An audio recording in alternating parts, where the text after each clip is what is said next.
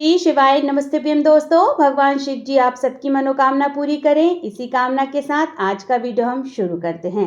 दोस्तों, आज इस वीडियो में आपको संपूर्ण जानकारी देने वाली हूँ संतान सप्तमी व्रत की।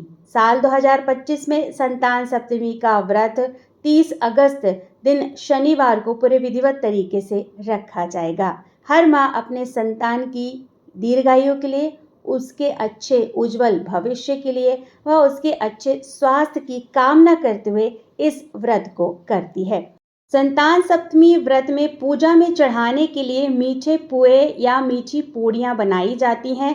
तो आज आपको मीठे पुए की संपूर्ण जानकारी देने वाली हूँ कि हमें इस पूजा में चढ़ाने के लिए कितने मीठे पुए बनाने चाहिए और साथ ही स्वयं हमें कितने पुए खाने चाहिए। क्योंकि दोस्तों, संतान सप्तमी व्रत में मीठे पुए ही खाए जाते हैं। इसको खाकर ही व्रत का पारण किया जाता है, या यूँ कहूँ कि इस व्रत में और अन्य चीज़ें नहीं खाई जाती हैं और नमक वाला भोजन भी नहीं किया जाता है। तो चलिए जान लेते हैं संतान सप्तमी व्रत के मीठे पुए की संपूर्ण जानकारी।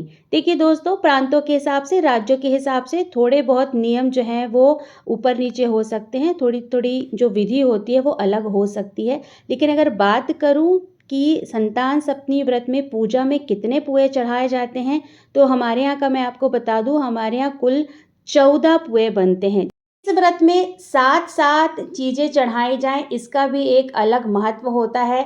जैसे कि बहुत सारे घरों का नियम है कि 7 पान, 7 सुपारी इस तरह से पूजा के स्थान पे रखी जाती है और 7 पुए रखे जाते हैं।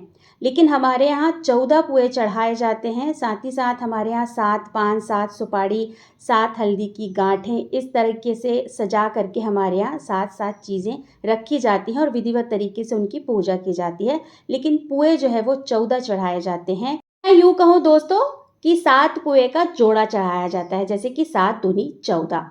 उसमें से जो 7 पुए होते हैं वो स्वयं को ग्रहण करने होते हैं और जो 7 पुए बचते हैं उनको प्रसाद के रूप में परिवार के अन्य सदस्यों में बांट दिया जाता है। तो बात होगी दोस्तों हमारे घर के नियम विधि की कि हमारे यहाँ कुल 14 मीठे पुए चढ़ाए जाते हैं। अगर आपके यहाँ 7 पुए चढ़ाए जाते हैं तो आप देख लीजिएगा, आप अपने घर के विधि नियम के अनुसार कार्य करेगा। अब से मान लीजिए एक घर में बहुत सारे लोग व्रत रहते हैं, जैसे कि मान लीजिए आपकी सास रहती हैं, आपकी जेठानी रहती है, आपकी देवरानी रहती है, तो वे लोग क्या करते हैं 7-7 पुए ही जो है वो चढ़ा देते हैं और फिर उन्हीं में से जो है प्रसाद ग्रहण कर लेते हैं। अगर आपके घर का नियम ऐसा है कि आपके यहाँ केवल 7 पुए चढ़ाए जाते हैं, तो आप अपने घर के विधि नियम के अनुसार कार्य करिएगा। लेकिन हर एक व्रतधारी का, मान लीजिए आपके यहाँ 5 लोग व्रत हैं, तो हर एक व्रतधारी का अलग अलग पुआ होना चाहिए। इस बात का आपको विशेष ध्यान रखना है।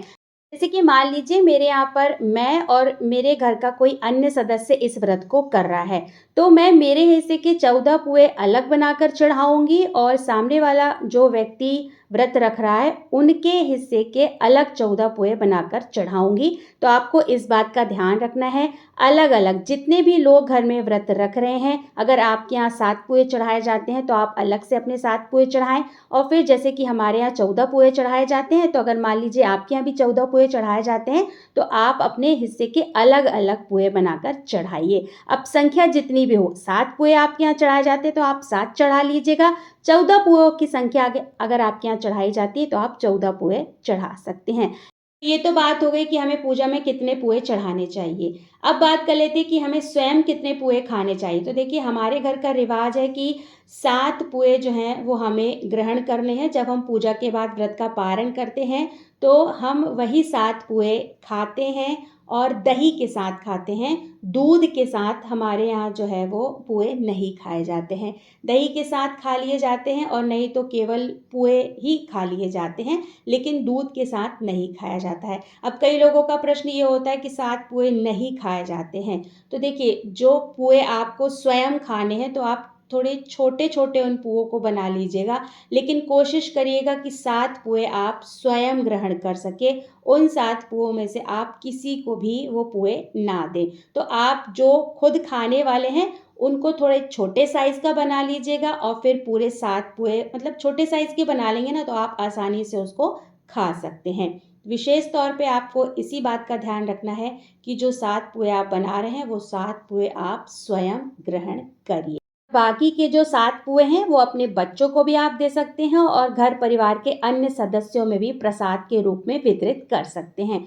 तो दोस्तों, यहाँ पर मैंने आपको संपूर्ण जानकारी दे दी है। आशा करती हूँ आपको वीडियो पसंद आया होगा। अगर वीडियो पसंद आया दोस्तों तो वीडियो को छोटा सा एक लाइक कर दीजिएगा, साथ ही साथ अपने ही चैनल को जरूर से सब्सक्राइब कर दीजिएगा। दोस्तों, बहुत जल्द मिलते हैं एक नए वीडियो के साथ, एक नई जानकारी के साथ। तब तक के लिए श्री शिवाय नमस्तभ्यम। धन्यवाद दोस्तों।